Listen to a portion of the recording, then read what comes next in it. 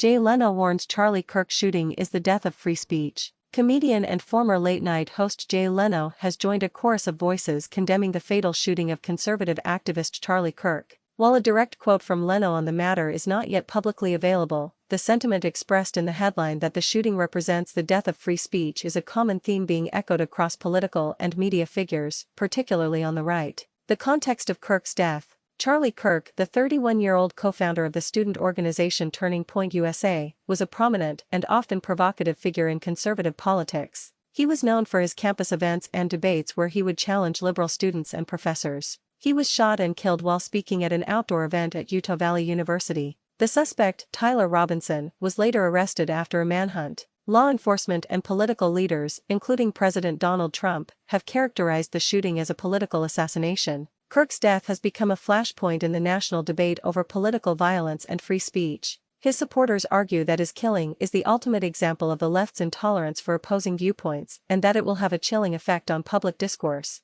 They view him as a martyr who was silenced for his beliefs. The broader death of free speech argument. The argument that Kirk's shooting signals the death of free speech goes beyond just a single act of violence. It is part of a larger narrative that has been building in conservative media for years. This narrative holds that conservatives are being systematically cancelled and silenced by a hostile left-wing establishment, including social media platforms, universities, and mainstream media outlets. From this perspective, the physical violence against Kirk is the most extreme form of this alleged campaign. The argument is that if a prominent public figure can be killed for expressing his views, then no one is truly safe to speak their mind without fear of reprisal. This is seen as a fundamental breakdown of the American principle of open and vigorous public debate. Conversely, some on the left have argued that while the violence is reprehensible, Kirk's legacy is more complicated. They point to his professor watch list and other actions that they claim were designed to silence or intimidate those who disagreed with him. They argue that he was a divisive figure who often engaged in inflammatory rhetoric, and while his death is a tragedy, it does not necessarily represent a threat to free speech.